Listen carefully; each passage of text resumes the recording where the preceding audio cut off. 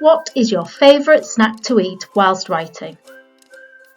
Hello folks, Simon James Green, and my favourite snack while writing, gotta be chocolate. Do you treat yourself when you have completed the first draft of a book? No, I don't really treat myself after I've finished the first draft. If anything, I beat myself up about how bad it is. That's the thing, I think, about a first draft. Most authors are never happy with what they've written, but I think the thing you've got to remember is it's just about getting the story down, the bare bones of it, and then you can do all the hard work of kind of polishing it up and making it actually good in the second, third and fourth draft. So that's what I do. I beat myself up. What is your favourite thing to do when you have completely finished a book?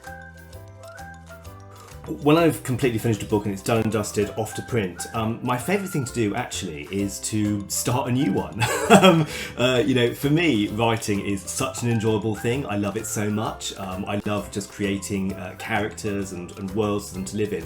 That it's a real joy to be able to start a brand new story with some brand new characters and just see where it takes me. So that is definitely my favourite thing to do. What is your favourite children's book ever written? The Secret Diary of Adrian Mole, aged 13 3/4, is my favourite kids' book of all time. I read that book when I was about 13 as well, in about kind of year 8. And it was brilliant. It was so funny. It was the first time I saw a really kind of geeky teenage boy in a book who felt a lot like me. And it really inspired me as well to do my own writing and to try and write something similar when I was older. So Secret Diary of Adrian Mole, 13 3/4 by the legend that is Sue Townsend. If you could invite 3 children's authors to dinner, past or present, who would you invite and why? Okay, well I love a dinner party, love food, so if I was inviting 3 authors, past or present, to a dinner party, I'd probably go with 3 kind of author friends actually, who are really good fun.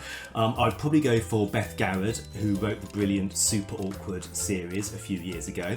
My friend Kate Weston, who has written lots of books, but most recently one of my favourites, Murder on a School Night, which is very, very funny and a murder mystery, so fantastic.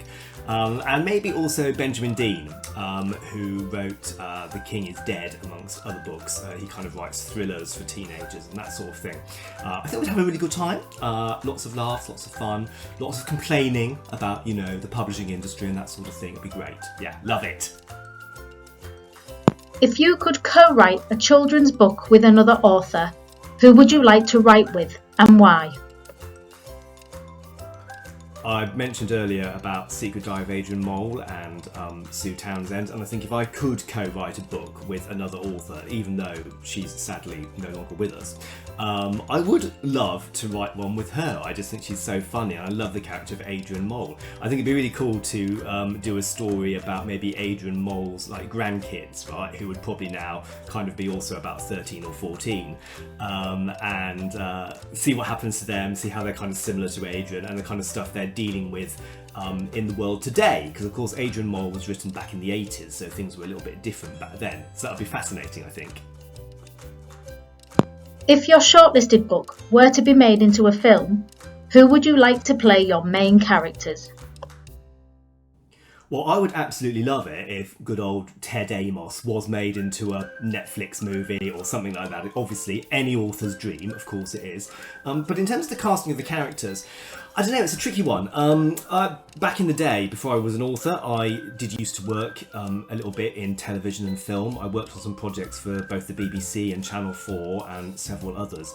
And one of the things we used to do if we were working on a new show, we would sometimes go out and do open casting calls, basically. So we'd visit different cities, places like Hull, for example, and we'd put out an advert, and if anybody wanted to come along to audition for the show, you could do on a Saturday or Sunday or something like that, and we're trying to see as many people as possible. You didn't need to have any acting experience particularly, you just kind of wanted to give it a go.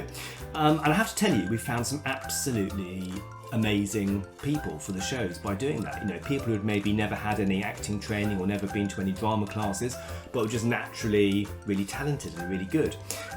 So I think for Ted Amos, if it ever happened, I'd love to do something like that. I'd love to go out and just see what kind of talent is out there. who might be best for the roles, and find some really exciting, really brilliant new young actors who will, of course, go on to be superstars, in the double life of Ted Amos.